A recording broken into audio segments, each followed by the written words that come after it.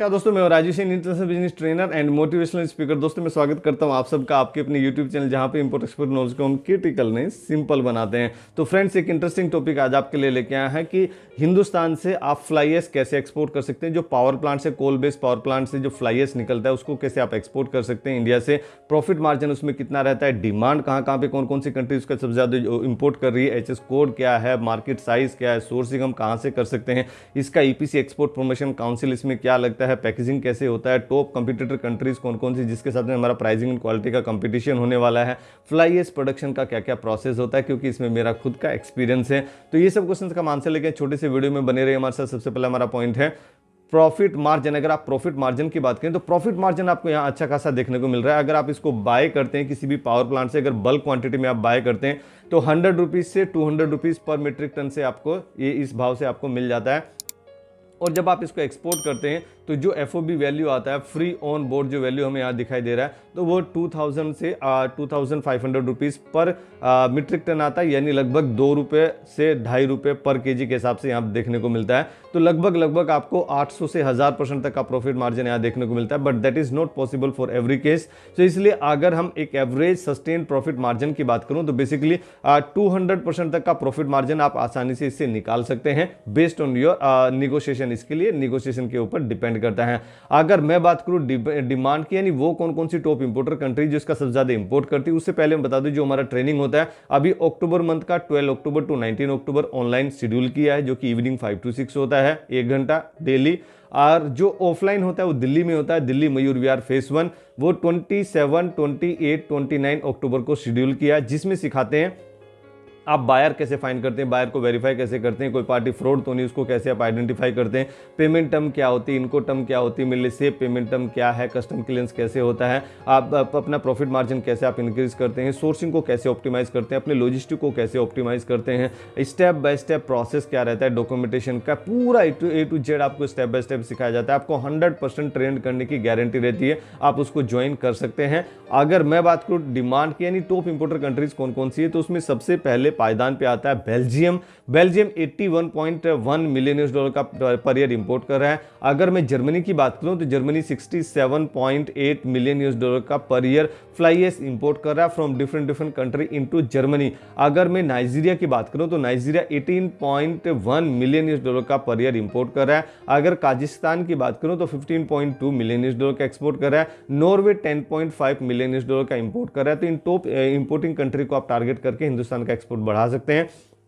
अगर HS code की बात करें तो 26 नंबर चैप्टर में आता है, 21 उसका सब चैप्टर है, तो उसका HS कोड इजीली बन जाता है 26 यानी 26219090।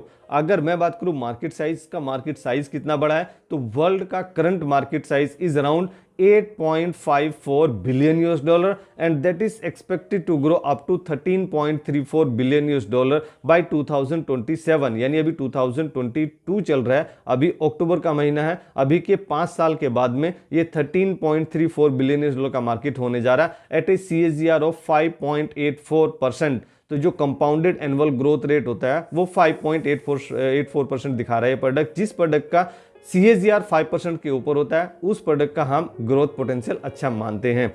अगर मैं बात करूं सोर्सिंग की, आप इसका सोर्सिंग कहां से कर सकते हैं, अगर आप मर्चेंट एक्सपोर्टर है हमारी तरह भी, तो आप इसका सोर्सिंग कहां से कर सकते हैं।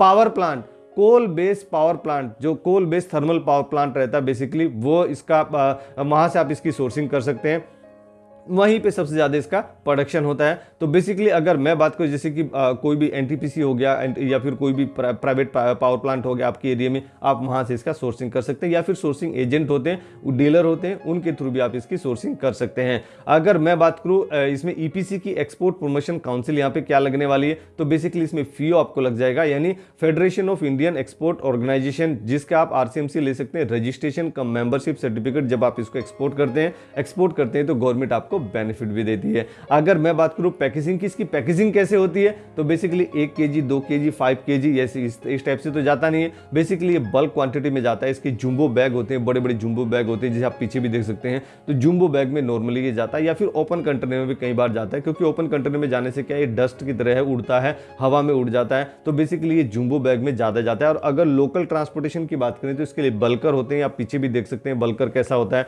ऐसे कैप्सूल की तरह बल्कर होता है, और ट्रक वाला तो उसमें बल्कर में ही ये लोकल ट्रांसपोर्टेशन होता है जब रोड से ये जाता है। जो सीमेंट फैक्ट्री में जाता है, सीमेंट फैक्ट्री में बहुत ज़्यादा डायरेक्ट 30% का डायरेक्ट मिक्सिंग रहता है फ्लाई एश का। डायरेक्ट सीमेंट में जो स्टोन क्रशिंग के बाद जो पाउडर बनता है स्टोन्स का भी, फ्लाई एश उसमें डायरेक्टली 30% तक मिक्स कर दिया जाता है। बिल्कुल सीधा सीधा सिंपल फंडा है सीमेंट इंडस्ट्री का।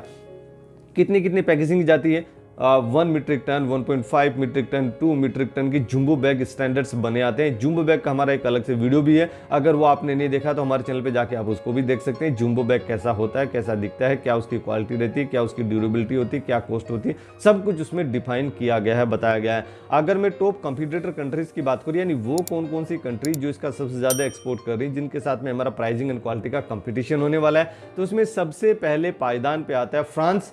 फ्रांस से 54 मिलियन डॉलर का एक्सपोर्ट कर रहा है, वहां भी कोल बेस्ड पावर प्लांट है। तो फ्रांस से 54 मिलियन डॉलर का per year fly ash export कर रहा है from France to different country.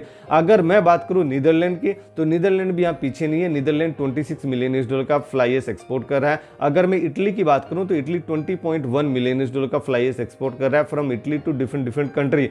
अगर सऊदी अरेबिया की बात करूं तो सऊदी अरेबिया, वैसे तो गल्फ में जो है ऑयल फायर्ड पावर प्लांट ज़्यादा रहते हैं, लेकिन कोल बेस्ड पावर प्लांट भी कुछ थोड़े बहुत हैं, तो सऊदी अरेबिया भी यहाँ लाइन में है। तो सऊदी अरेबिया 20.4 मिलियन डॉलर का एक्सपोर्ट कर रहा है फ्लाई एश। अगर मैं कनाडा की बात करूं तो कनाडा 16.1 मिलियन डॉलर का एक्सपोर्ट कर रहा है fly ash from Canada to different countries. अगर मैं बात करूं फ्लाई एश बनाने का प्रोसेस क्या है, फ्लाई एश कैसे बनता है, तो बेसिकली जैसे कोल होता है, कोल को बर्न कर दिया, ग्राइंड किया जाता है। पहले कोल मिल रहती है, अलग अलग टाइप की कोल मिल रहती है, जैसे हॉरिजॉन्टल टाइप की कोल मिल रहती है, वर्टिकल टाइप की कोल मिल रहती है, जिसमें बड़े बड़े रोलर रहते हैं, मेटालिक रोलर रहते हैं, उससे कोल को ग्राइंड किया जाता है, ग्राइंडिंग किया जाता है। फिर वो जो कोल का जो ग्राइंड है, पल्वराइज बोलते हैं उसको, पल्वराइज हो जाता है, वो पाउडर बन जाता है उसका। वो पाउडर जो है एक पीए फैन रहता है, पीए फैन से जो प्राइमरी एयर फैन रहता है वो एटमॉस्फेयर से हवा लेता है और वो पीएफएन उस पाउडर को उड़ा के लेके जाता है पाइप के थ्रू, कोल पाइप्स के थ्रू, और वो बर्नर्स में कोल बर्नर्स में डाल देता है, यानी वो फर्नेस के अंदर डाल दिया जाता है। तो उससे फर्नेस में जो पहले ऑयल गन लिया जाता है, ऑयल गन से फर्नेस का टेम्परेचर बढ़ाया जाता है। उसके बाद फिर हम कोल फायर करते हैं। कोल फायर ऐसे कोल पाउडर रहता है, पल्वराइज फॉर्म में रहता है, कोल पाउडर उसमें बर्न किया जाता है और उसमें दो टाइप की एश निकलती है। एक फ्लाई एश जो ईएसपी साइड जाती है, एक बॉटम एश जो नीचे गिर जाती है, जो कि 20% के आसपास, 20 से 25% की बॉटम एश रहती है। जो कोर्सर पार्टिकल रहते हैं बेसिकली वो नीचे गिर जाते हैं, क्योंकि एक इमेजिनरी सर्कल रहता है फर्नेस के अंदर, और उसमें जो आईडी फैन रहता है, आईडी फैन उधर से खींचता है, एफडी फैन और पीए फैन इधर से धक्का मारते हैं। तो बेसिकली बैलेंस ड्राफ्ट रहता है आईडी फैन और एफडी फैन का। तो बेसिकली आईडी फैन उधर खींच के उसको फ्लू गैस चिमनी के थ्रू लेके जाता है। उसमें बीच में ईएसपी लगा रहता है, इलेक्ट्रोस्टैटिक प्रेसिपिटेटर। तो वहीं पे हम उसमें कलेक्टिंग इलेक्ट्रोड और एमिटिंग इलेक्ट्रोड, कलेक्टिंग प्लेट रहती है, उसको आयोनाइज किया जाता है। तो उसमें बेसिकली वहाँ पे कलेक्शन होता है फ्लाई एश का।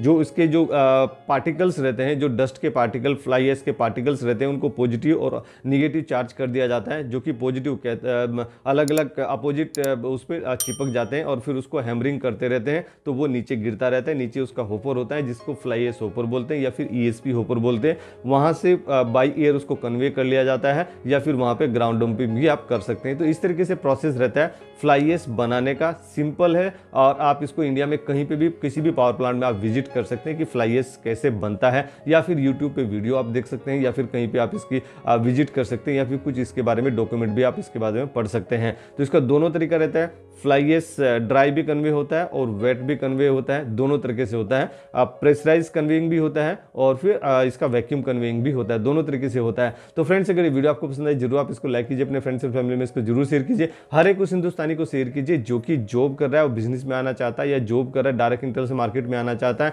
जो फ्लाई एश का एक्सपोर्ट करना चाहता है, उनको सबको आप इसको शेयर कर सकते हैं। और मेरे द्वारा दी गई जानकारी में कुछ छूट गया, कुछ रह गया, कुछ आप उसमें एडिशनल वैल्यू ऐड करना चाहते हैं, तो हम इंतजार करेंगे आपका कमेंट बॉक्स में। हमेशा की तरह से खुश रहिए, मुस्कुराते रहिए, ग्रो करते रहिए और हिंदुस्तान के एक्सपोर्ट बढ़ाने में हमारी मदद कीजिए। Let's do export together. Thank you very much.